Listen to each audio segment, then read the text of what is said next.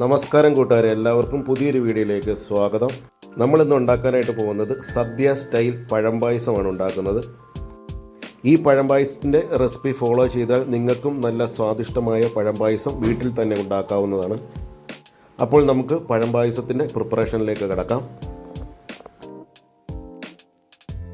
പഴംപായസം വെക്കുന്നതിന് നേന്ത്രപ്പഴം അഥവാ ഏത്തപ്പഴം 1.5 കിലോ എടുത്തിട്ടുണ്ട്. വീഡിയോയിൽ കാണുന്നത് പോലെ പഴത്തിൻ്റെ 2 സൈഡും ഇതേ കൂട്ട് ചെത്തി മാറ്റുക. എന്നിട്ട് കുക്കറിൻ്റെ അകത്തേക്ക് വെച്ച് കൊടുക്കുക. ഇനി ഈ കുക്കറിൻ്റെ അകത്തേക്ക് പഴം വേവുന്നതിന് ആവശ്യമായ വെള്ളം ഒഴിച്ചു കൊടുക്കാം. പഴത്തിൻ്റെ മുകളിലായിട്ട് വേണം നമ്മൾ ഒഴിക്കുന്ന വെള്ളം നിൽക്കാനായിട്ട്.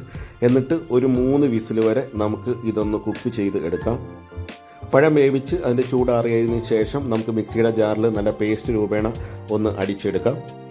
പഴം പായസം വെക്കുന്നതിന് അടി കട്ടിയുള്ള ഒരു ഉരുളി അടുപ്പത്തേക്ക് വെച്ച് കൊടുത്തിട്ടുണ്ട്. ഉരുളി ഒന്ന് ചൂടായി വന്നതിന് ശേഷം 2 ടേബിൾ സ്പൂൺ നെയ്യ് ഇതിൻ്റെ അകത്തേക്ക് ചേർത്ത് കൊടുക്കാം.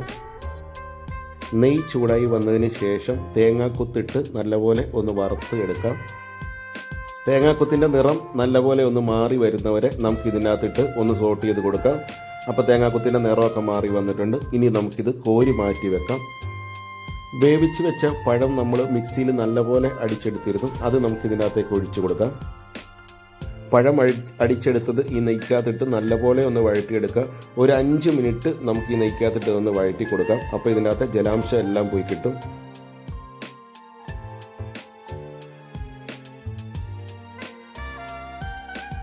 ഒന്നര കിലോ പഴത്തിന് 1 കിലോ ശർക്കരയാണ് നമ്മൾ എടുത്തിരിക്കുന്നത്.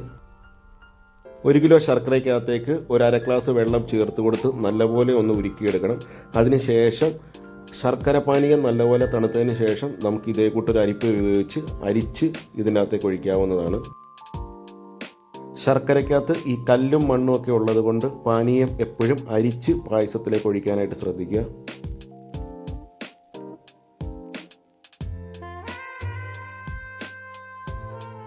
ഇനി നന്നായിട്ട് ശർക്കര പാനീയവും ആ പഴവും കൂടെ നല്ലപോലെ ഒന്ന് മിക്സ് ചെയ്ത് കൊടുക്കാം.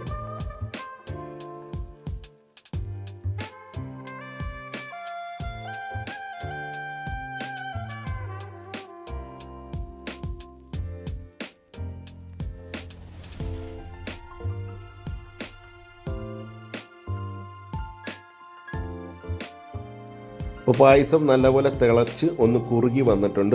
ഇനി നമുക്ക് ഇതിൻ്റെ അകത്തേക്ക് തേങ്ങയുടെ 2ാം പാൽ ചേർത്ത് കൊടുക്കാം. തേങ്ങാപ്പാലിനായിട്ട് ഞാനിവിടെ 2 തേങ്ങയാണ് എടുത്തിരിക്കുന്നത്. അപ്പോൾ നമ്മളിപ്പം 2ാം പാൽ ആണ് ഒഴിച്ചു കൊടുക്കുന്നത്.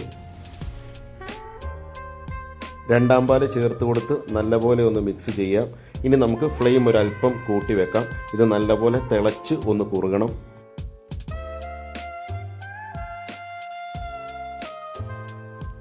2ാം പാൽ ഒഴിച്ച് പായസമൊക്കെ നന്നായിട്ട് തിളച്ച് ഒന്ന് പറ്റിയിട്ടുണ്ട്. അപ്പോൾ പായസം നന്നായിട്ടൊന്ന് കുറുകി വന്നിട്ടുണ്ട്. ഇനി നമുക്ക് ഇതിനകത്തേക്ക് ഫ്ലെയിം ഓഫ് ചെയ്തതിന് ശേഷം 1ാം പാൽ ചേർത്ത് കൊടുക്കാവുന്നതാണ്.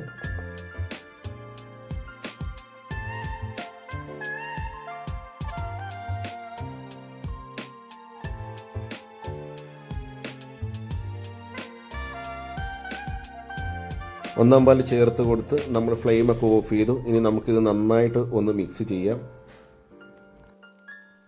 ഇനി നമുക്കിതിൻ്റെ അകത്തേക്ക് അല്പം ജീരകപ്പൊടി ചേർത്ത് കൊടുക്കാം. ജീരകപ്പൊടി നമ്മൾ ചേർത്ത് കൊടുക്കുന്നത് അല്പം പാലിനകത്ത് 1/2 ടീസ്പൂൺ ജീരകപ്പൊടി കലക്കിയാണ് ഇതിൻ്റെ അകത്തേക്ക് ഒഴിച്ചു കൊടുക്കുന്നത്.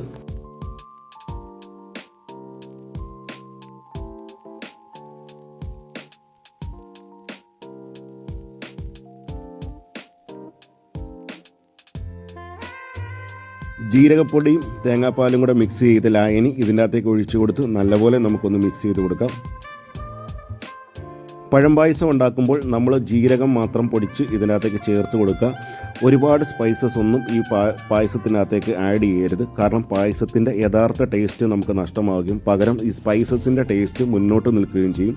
അപ്പോൾ കഴിവതും കുറച്ച് സ്പൈസസ് മാത്രം ചേർത്ത് കൊടുക്കുക. ഇനി നമുക്ക് ഇതിനകത്തേക്ക് ആദ്യമേ വറുത്ത് വെച്ചിരുന്ന തേങ്ങാക്കൊത്ത് ചേർത്ത് കൊടുക്കാം.